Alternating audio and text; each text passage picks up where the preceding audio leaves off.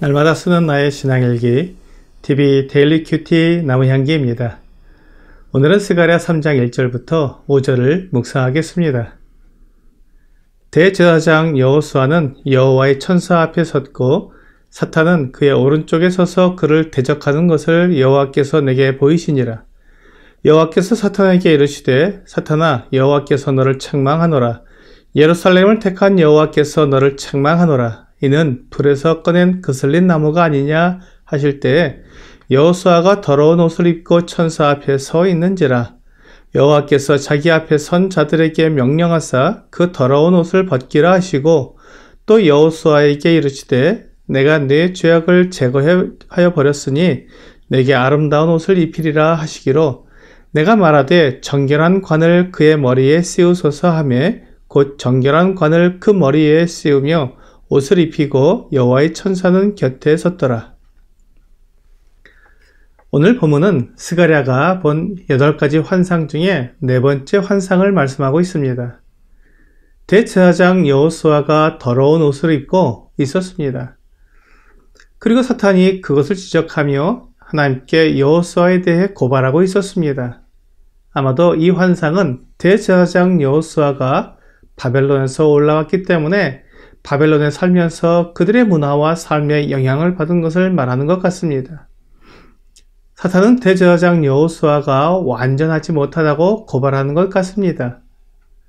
대제사장이 완전하지 못하다면 그가 하나님 앞에 설 수 없고 또한 그가 하나님 앞에서 완전하지 못하다면 유다 백성들이 죄를 용서받을 수 없는 중차대한 문제였습니다.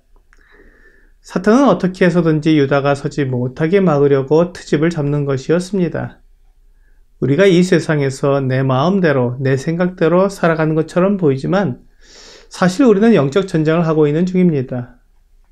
에베소서 6장 13절은 우리의 씨름은 혈과 육을 상대하는 것이 아니요 통치자들과 권세들과 이 어두움의 세상 주관자들과 하늘에 있는 악의 영들을 상대함이라 라고 말씀하시므로 우리가 사람들과 싸우는 것이 아니라 영적 전쟁을 하고 있음을 분명히 말씀하고 있습니다. 영적 전쟁은 눈에 보이지 않는 전쟁이기 때문에 때로 우리가 느슨해질 수 있지만 사실 매우 치열한 전쟁입니다. 오늘 본문에서도 하나님 앞에서 사탄이 유다의 대제사장 여호수아를 고발함으로 유다 나라가 하나님께 버림받게 만들고 있습니다. 만일 사탄의 괴계가 성공한다면 유다는 망하게 될 것이고 사람들을 구원하시려는 하나님의 계획은 무산될 것입니다. 이 영적 전쟁의 결과로 하나님과 사람이 영원히 함께 교제하며 사랑을 나누는 영원한 생명이 우리들에게 주어지든지 아니면 하나님이 그 죄를 영원히 용서받지 못하고 영원한 멸망 가운데 있게 되든지 결정될 것입니다. 그러므로 이 영적 전쟁은 매우 치열한 전쟁이며 우리에게 있어서 영원한 생명의 여부가 결정되는 중차대한 전쟁입니다. 그런데 우리들의 눈에는 그 전쟁이 보이지 않고 그 치열함을 느낄 수 없기 때문에 크게 신경 쓰지 않고 생활하고 있는 것이 사실입니다. 하지만 사탄은 우리가 방심하거나 죄를 짓는 한순간도 놓치지 않고 하나님께 우리를 고발하며 공격해오고 있습니다. 하나님께서 대제사장 여호수아에 대한 사탄의 고발을 들으시고 대제사장 여호수아를 보셨습니다. 그리고는 사탄을 책망하셨습니다. 사탄이 무리한 고발을 했기 때문이었습니다. 사탄은 대제사장 여호수아가 더러워졌기 때문에 불완전하다고 고발을 했지만 사실 대제사장 여호수아가 더러워진 것이 아니라 그가 입고 있는 옷이 더러워진 것이었습니다.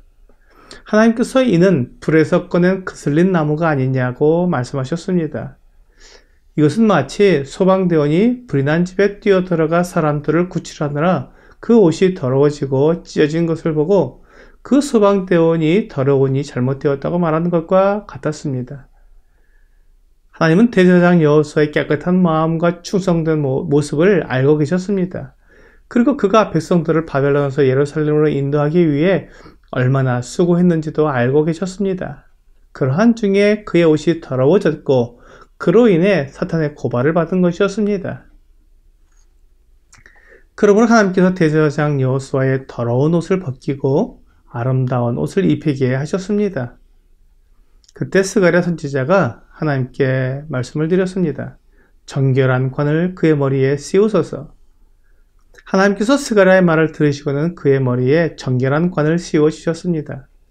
이제 대제사장 여호수아는 하나님 앞과 모든 백성들 앞에서 완전한 모습을 갖추게 되었습니다. 사탄은 여호수아의 겉으로 드러난 모습을 보고 고발을 했지만 하나님께서는 여호수아의 모든 것을 다 아시기에 오히려 잘못 고발하는 사탄을 책망하신 것입니다. 하나님께서도 모든 사람을 아십니다. 그의 더러워진 옷을 다 보고 계십니다. 그러나 하나님께서 사람들의 더러워진 옷을 벗기고 아름답고 깨끗한 옷을 입히고 계십니다. 사탄이 더 이상 고발하지 못하도록 하나님께서 사람들에게 완전하고 거룩한 옷을 입히십니다. 갈라디아서 3장 26절과 27절은 너희가 다 믿음으로 말미암아 그리스도 예수 안에서 하나님의 아들이 되었으니 누구든지 그리스도와 합하기 위하여 세례를 받은 자는 그리스도로 옷 입었느니라 라고 말씀하십니다. 우리의 행위라는 옷은 결코 깨끗해질 수 없는 불완전하고 더러운 옷이지만 하나님께서 우리를 위해 준비해 놓으신 완전하고 거룩한 옷은 예수 그리스도라는 옷입니다. 우리는 믿음으로 그 옷을 입을 수 있습니다. 그 옷은 오직 믿음으로 하나님의 아들이 된 사람들만이 입을 수 있는 옷입니다. 그러나 누구든지 예수 그리스도를 믿으면 하나님의 자녀가 되며 그 옷을 입을 수 있습니다. 사람은 자기의 힘과 노력으로 거룩하거나 정결하게 될 수 없습니다. 그 행위 자체가 불완전하기 때문입니다. 사람은 완전한 존재가 아니기 때문에 그가 하는 모든 일이 완전하지 못합니다. 고린도전서 11장 30절은 너희는 하나님으로부터 나와서 그리스도 예수 안에 있고 예수는 하나님으로부터 나와서 우리에게 지혜와 의로움과 거룩함과 구원함이 되셨으니 라고 말씀하고 있습니다. 우리가 하나님 앞에서 정결하게 되는 유일한 방법은 오직 믿음으로 예수 그리스도를 옷 입어 예수 그리스도의 지혜와 의로움과 거룩함과 구원함이 우리에게서 나타나게 하는 방법뿐입니다. 오늘의 적용 질문을 보겠습니다. 당신은 하나님 앞에서 정결합니까? 내 행위와 내 노력으로는 결코 정결하게 될 수 없습니다. 그것은 내가 최선을 다했느냐의 문제가 아니라 본질의 문제입니다. 에베소서 2장 3절은 우리가 다른 이들과 같이 본질상 진노의 자녀이었더니라고 말씀하므로 우리가 본질적으로 정결하게 될 수 없는 자들이었다고 말씀하고 있습니다. 그러므로 우리가 정결하게 되는 것은 오직 믿음으로만 가능합니다. 오늘 예수 그리스도를 믿음으로 정결하게 되는 놀라운 은혜를 허락하신 하나님께 감사하는 여러분과 제가 되기를 주 예수님의 이름으로 기도합니다.